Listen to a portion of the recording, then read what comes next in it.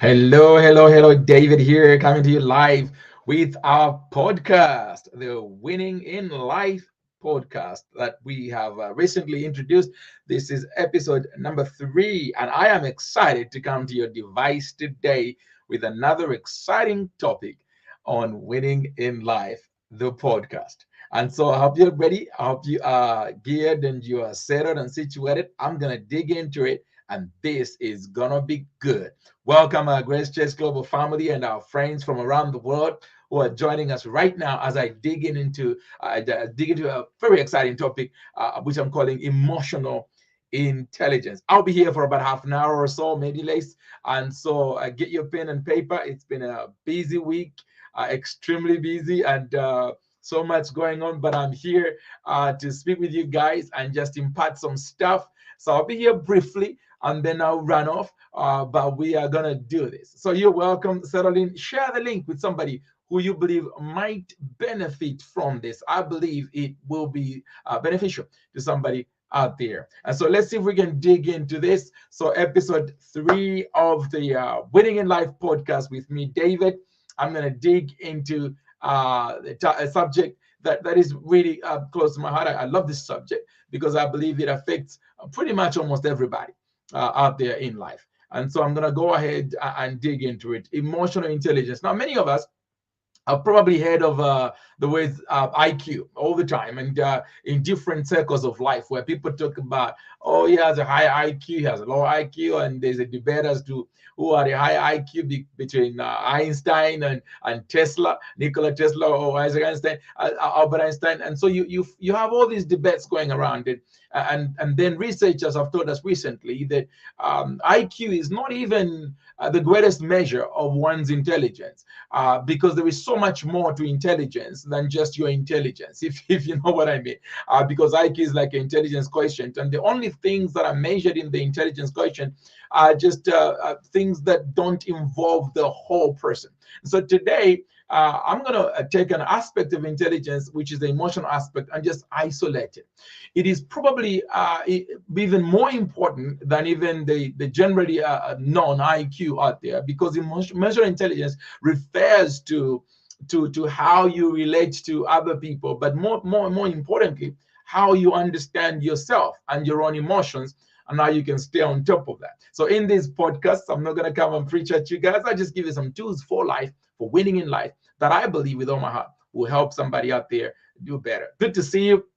Miriam, Mas, Malone, Milton, Do. Good to see you guys. And I didn't get a chance to get my notes in here into this podcast, so I'm sure that you guys will put them up there as I bring them up in a moment, and then other people can glean into them. So very quickly, I'm going to move on. So what is emotional intelligence? Emotional intelligence, obviously, is an aspect of intelligence that involves our feelings, that involves our emotions. So it is known in some circles as EQ, which is an emotional quotient, whereas IQ is intelligence quotient, whereas EQ is emotional quotient. And it is the ability to understand, to use, and to manage your own emotions in a more positive way. Rather than a stressful way or negative or toxic way.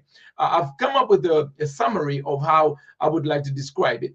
And I'm describing it as the ability to notice, to identify, to understand, and to manage your feelings and emotions. Now, these can be just your feelings, but it can also be other people's feelings, because that's what makes it an all-round emotional intelligence. So that's why I believe this topic is good for anybody who wants to have a successful life in different areas of life, whether you're managing a team, whether you're running a company, whether you're running a family, whether you're running a church, whether you have a relationship with people, whether they're lovers or they're just siblings. It doesn't matter what circles you're in. This is a type of intelligence that I believe will help you in a great way to navigate through life and win in life. Now, there are 3 major aspects to emotional intelligence that I'm going to zoom in on today and give some keys to somebody out there willing to get up higher, and I will see you at the very top. Okay, so the first part, important part of emotional intelligence is self-awareness. So self-awareness is the first important part of emotional intelligence. A lot of people go through life without pausing to notice themselves. They notice everything else, the television, the news, and other people, and what other people are wearing, what other people are doing, and what other people are saying.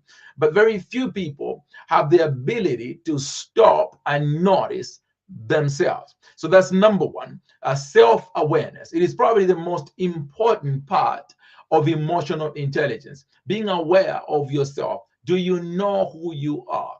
Do you understand why you are the way you are, why you act the way you act, why you respond the way you respond, and why you behave the way you behave, why you feel a certain way about different aspects of life?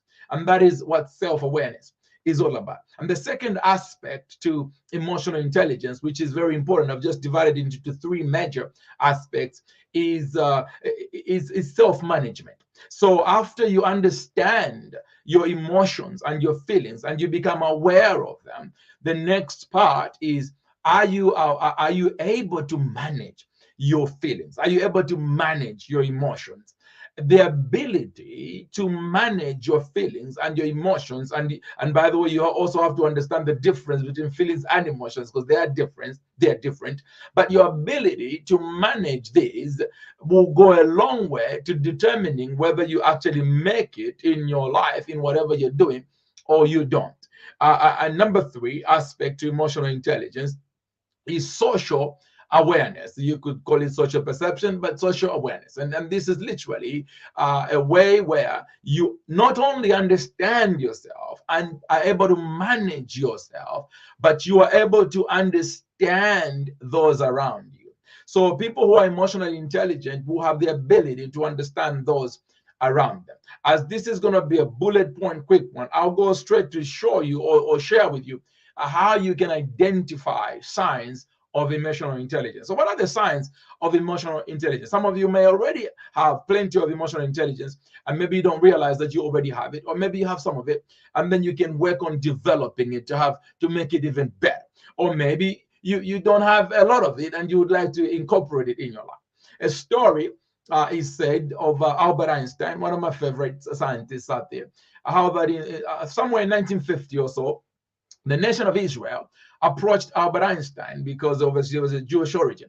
And they approached him and asked him to be the Israeli prime minister, because they said that if anybody is going to be able to resolve our problems, if anybody is ever going to be able to resolve the Middle East conflict, it's got to be Einstein, because you're so intelligent and your IQ is off the charts.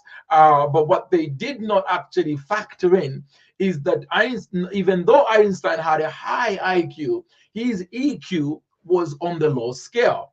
And so his answer was very honest. He turned around and responded gently. He said he was flattered that he was considered, like I believe anybody would be, to be the leader of a nation such as Israel. But then he said to them, but I have a challenge with the way I relate with people and to people. And in some circles, some people have said that he may have been autistic, but he had an issue with his emotional intelligence. So even though he was very intelligent on the other scale, on the emotional side, he lacked a lot of that.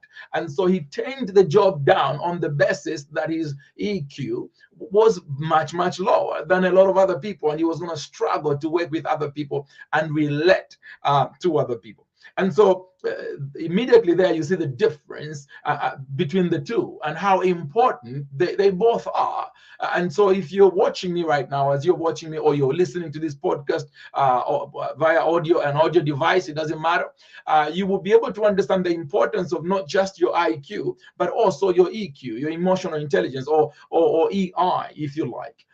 When we say EQ, we're just using the word quotient, but EI is just emotional intelligence. Because when you have both of them, you will be miles ahead. There are a lot of people that you may have known in life who were brilliant in class, they got top grades, but nothing much came out of their lives because their emotional intelligence wasn't high enough, and so they just messed up their lives.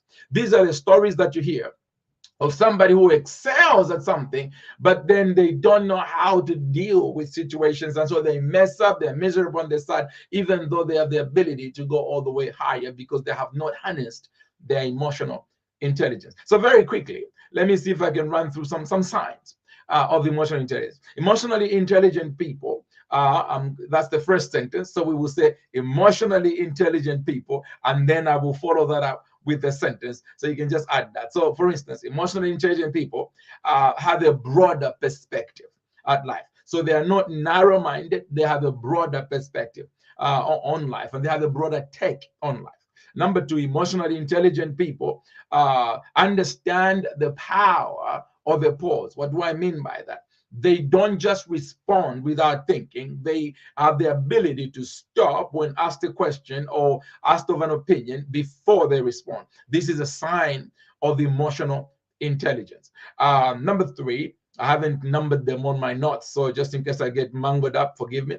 But number three, they talk less. Emotionally intelligent people talk less, they listen more. And I'm working on this in my life so that I can improve my emotional intelligence even more. Emotionally intelligent people listen more and they talk less. You probably know somebody like that. You're thinking, okay. Emotionally intelligent people only make promises they can keep. In other words, they don't just say, oh, yes, I can do it. No, they pause, they consider if they can do it before they commit. This is a sign of emotional intelligence. Emotionally intelligent people describe their feelings in more detail rather than just, I'm angry. They would describe it more because they understand their feelings better than somebody with a lower EQ. Emotionally intelligent people are transformational leaders. These are the people you find who will motivate and inspire a people, whether it's a charity that they are running or a corporate organization or a church or whatever it is. They're inspirational, they're transformational leaders because they understand other people's feelings and they factor their feelings in and they're able to relate at that level. So their EQ is on a higher level. So people with a higher EQ make brilliant transformational leaders. Let's see if we can do let me see, one or two, three or more signs of emotional intelligence or a high EQ. Emotional intelligent people discern strangers better. So they can read a crowd better. They can read a person they've just met for the first time better.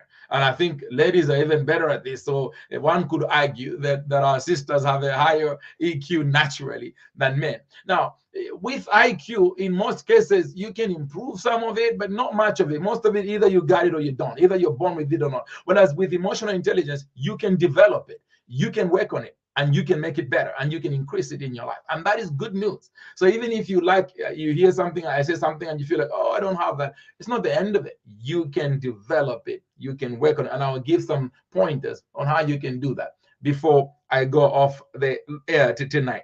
Let's see. One more. Emotionally intelligent people give constructive feedback. So emotionally intelligent people don't just criticize and just make you feel bad. If they give you feedback, it is always constructive. It is with a view of helping you or developing you or making you better. So if you are a kind of person that just goes around shooting everybody down so you can destroy them, your emotional intelligence is really low and you need to work on that. But if you are already somebody who encourages people and gives feedback with the view of making their lives better, your EQ is already doing very well. But if it's low and you just criticize for the sake of feeling good that somebody feels bad, not condemning you, it just means you need to work a little bit harder on your EQ. I'll give two more. Emotionally intelligent people pay attention to the little things. So they don't just look at the macro aspects of life. They look at the minute details in life. They are the ones who will notice the little thing in the corner of the room. They will notice small things that happen. They will notice how things are stacked up or how things are aligned. It's a sign of emotional intelligence. I'll give one more. Emotionally intelligent people manage their anger better. Now, anger in itself is not a terrible thing. It's actually a good thing. It's a gift. It is a natural response that we have inbuilt that helps us survive and helps us defend ourselves against predators. It helps us be able to fight off a lot of things, and that's why I believe Jesus even used the word as holy indignation, which was like holy anger, because if you don't have this drive on the inside of you naturally, you're just going to be placid and go through life without achieving much because nothing will upset you.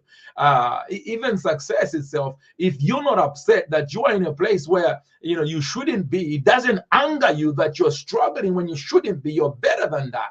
then you will never have the motivation to get up and try new things or learn new things. And so anger in itself is not toxic. It is when it goes beyond control, which is why emotional intelligence becomes very important, because it gives you the ability to control that anger, because you can channel that anger somewhere where it becomes productive, as compared to where it destroys you or leaves you broken.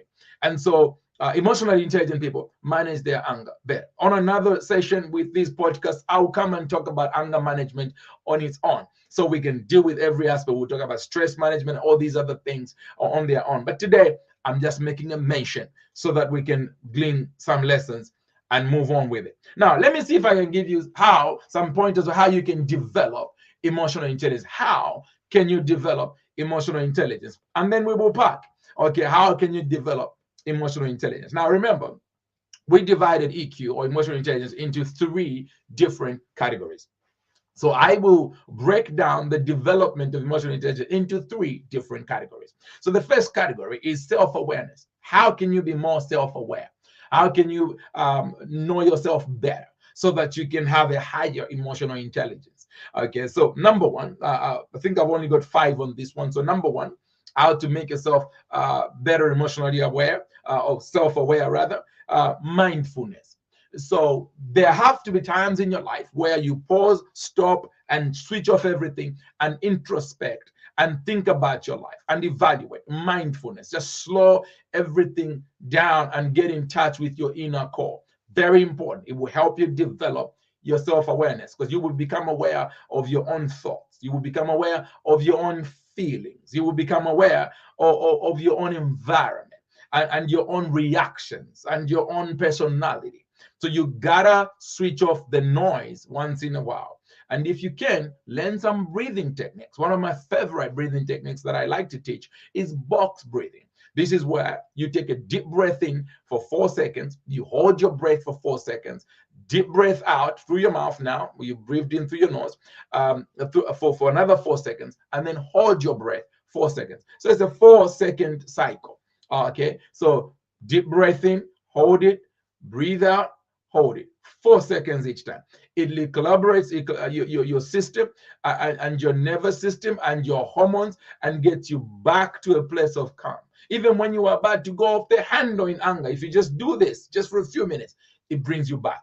And all of a sudden, you are in control of your emotions. Because when you don't have a high emotional intelligence, you lose control of your emotions all the time. These are the people that say, oh, I didn't mean to do it, but I did it, because you lost control of your feelings. So now you've beat somebody up, or you've insulted somebody, or you've caused an accident, or you've done something worse. Now you're going to jail, or you've lost a relationship because you could not handle your emotions and your feelings, because you have not worked on your emotional intelligence. And so mindfulness will help you. Number 2, you can try cognitive behavior therapy if you cannot do it on your own. In fact, you can do CBT even on your own, okay, where you become aware of what you think triggers the way you feel. So if you get angry, what makes you angry? What triggers that? You can begin to explore these things, and then you can get ahead of it. If you are prone to getting sad and feeling low all the time, well, what triggers it in your life? So you don't necessarily need a therapist to help you with CBT. You can do it yourself. You can become more, by becoming more self-aware. You can practice your own CBT. Number 3, know who and what triggers your emotions, which follows number 2 straight away. So you need to understand who and what triggers certain emotions in your life. Is it your boss? Some of you are like, yeah, that one. Is it your partner? Is it your husband? Is it your wife? Is it your children? Children, we love them, but sometimes they can push you to the brink. Is it other drivers on the road? What is it that is triggering your highest, your loudest emotions? Whether it is anger, whether it's an outburst of wrath, or whether it is sadness, or whether it is stress. What is triggering that? You need to be aware of that. If you want to take a journal, write it down. If you notice it, write it down. If one thing keeps popping up and it's causing you to be imbalanced emotionally, then you want to start working on that. Number 4, observe your reactions. So if you're talking to somebody, whether it's a family member, whether it's at work, church, wherever you are, you react a certain way. Try to observe your own reactions. How am I responding to this situation? And maybe you might want to ask yourself why. And so become more, this is how you become more aware, by asking yourself questions. Why did I respond that way? The magnitude of my response, was it equivalent to the thing that was going on? The last one on self-awareness: seek feedback. Okay, seek feedback. Ask other people. It's a dangerous question, but ask them, what do you think of my leadership style? They'll tell you. Or what do you think of the way I'm handling this project? Or what do you think about my proposal that I presented the other day? Or what do you think? Get feedback. Now, when you get feedback, you must be aware of this. Do not only get feedback from people that love you and only want to tell you what you want to hear, because it's not going to help you. You can get feedback from those people just to feel good. Most of the time, people that love you and respect you too much will not give you the most constructive feedback. Try to get a balanced range of feedback, not only from people that love you, but also from people that maybe can't stand your guts. Take that in. That's probably going to be the most honest feedback that you will get. So the second phase of developing emotional intelligence, we're moving to mind. Where am I? So we did self-awareness. Now we're gonna do emotional behavior. Okay, how to manage emotional, in other words, how to manage yourself. Self-management. So self-management, number one, I think I'll just give you four so we can park for the evening. So self-awareness, how to literally develop your self-management. So now you know who you are, you understand yourself, and now how do you manage yourself? Before you can even consider managing other people, you must learn how to manage yourself first. This is emotional intelligence, managing yourself. So number one, manage your emotions by separating them from your feelings. Understand that your emotions and your feelings are different. Your emotions are chemicals, hormones bubbling up together, telling you, giving you ideas, and you're beginning to feel things before you take it into the actual bloodstream, where your body now begins to feel the heat and the feelings step in, and it's from the feelings that we then act. But if you have the ability to separate the two, you can reason out a situation before it escalates.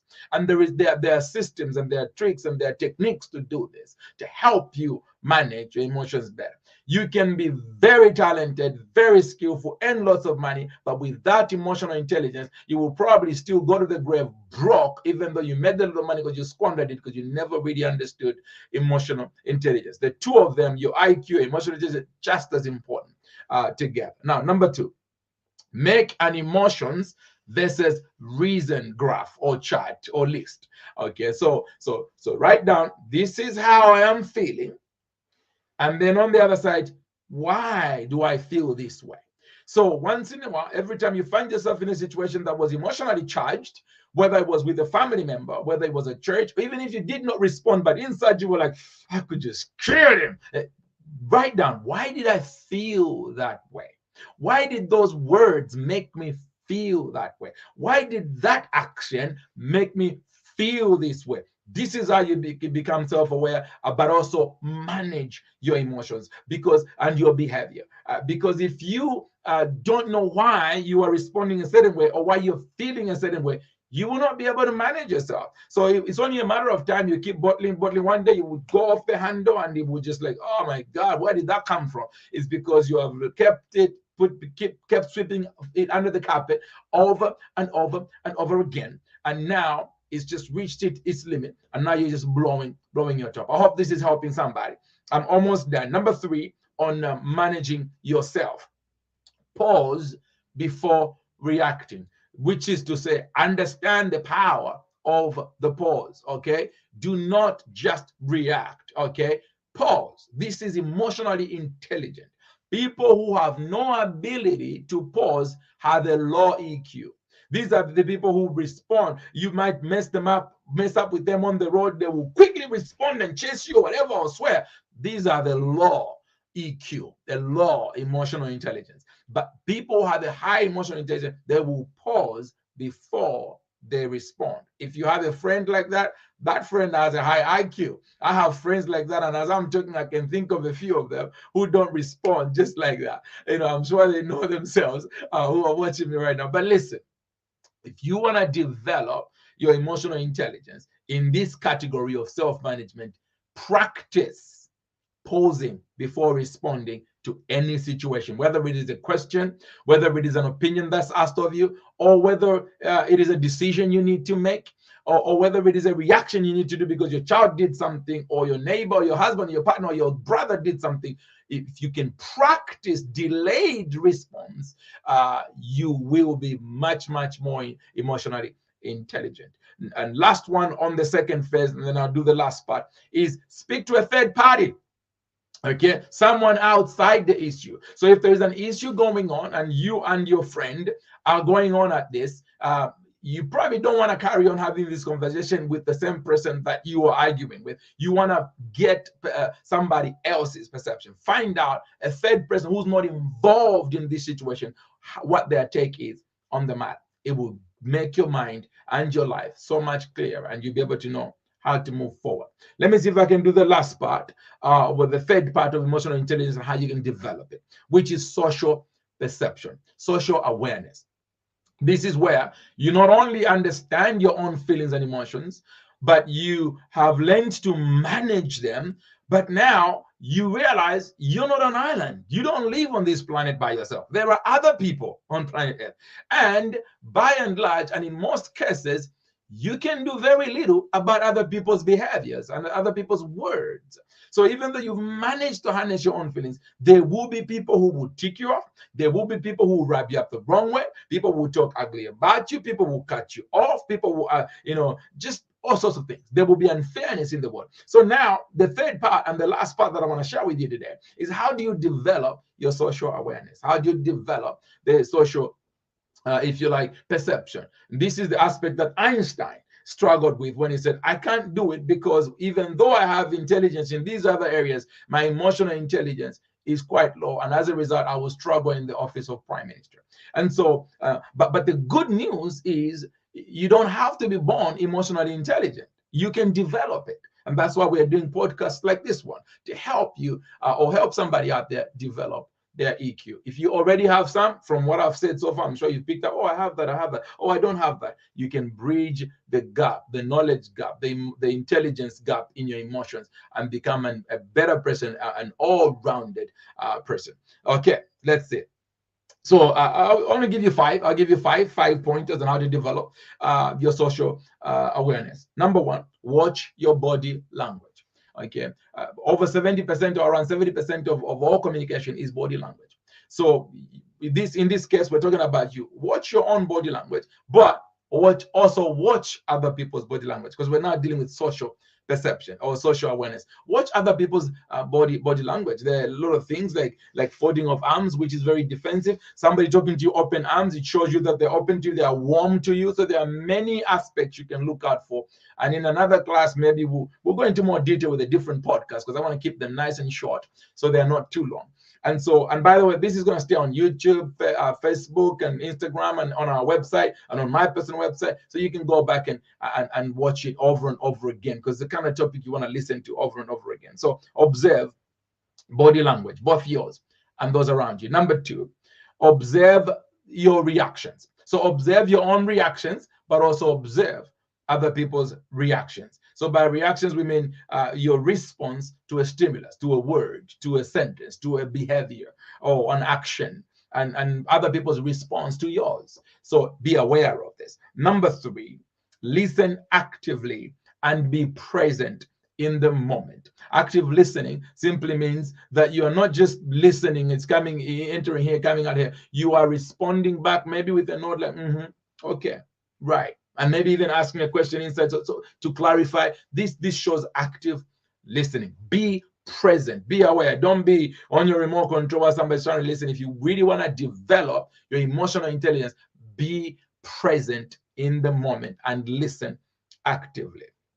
Number 4, and I'll give you 2 more, 4 and 5, and then we will pack for tonight. This is now the third aspect of emotional intelligence, which is social awareness or social perception. So number 4, practice empathy. Practice empathy. There are some exercises you can do to practice empathy. Let me give you one right now.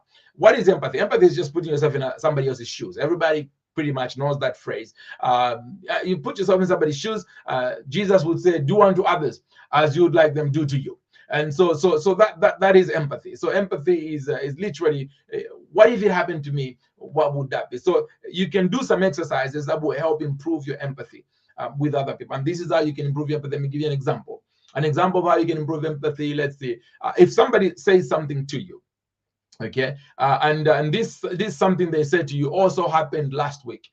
A way to practice empathy is to separate last week's event from this week's event. Treat today's incident as a singular, as an isolated incident. This is happening right now. If you look at it as one incident, you will treat them differently to if you look at it compared to if you look at it as if it's the third time they've done it. Oh, here we go again. You always do this. This is why you now start phrases like using phrases like you always, you never, you know, because you are not isolating incidences when you're dealing with people. The best way to practice empathy is to learn to isolate incidences and deal with each matter as it happens, as it comes in its own merit at that time. And then you can also ask yourself while you're dealing with it, why am I responding this way? Going back to the self-awareness. Why am I not why did they do what they did? No, why do I feel this way about what they did?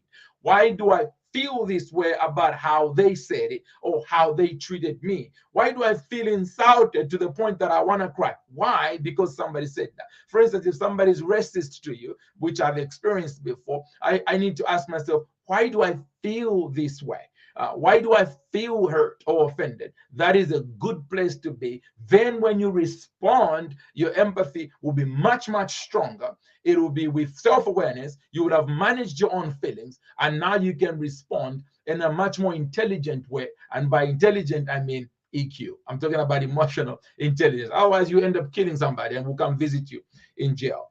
Last one on developing social perception or social awareness. Acknowledge other people's feelings. Acknowledge other people's feelings. You see, listen, you cannot invalidate my feelings. They're mine. You don't know what I'm feeling. Where I grew up, there's a Bemba saying, even though I'm not Bemba on Tumbuka by tribe, there's a Bemba saying that says, Ichkalipa chumfo mwine. I'll translate for you. That which hurts is felt by the person in pain. What that means is if somebody says they have a headache, you have no idea whether they have a headache or not. So you can't really invalidate their feelings. They probably do, and you don't know. In the same way, when you practice acknowledging other people's feelings, because those feelings belong to them, they might genuinely be feeling them. By acknowledging them, you level the playing field. In other words, you become less judgmental. You are not prejudicing people before responding because you are giving them the benefit of the doubt.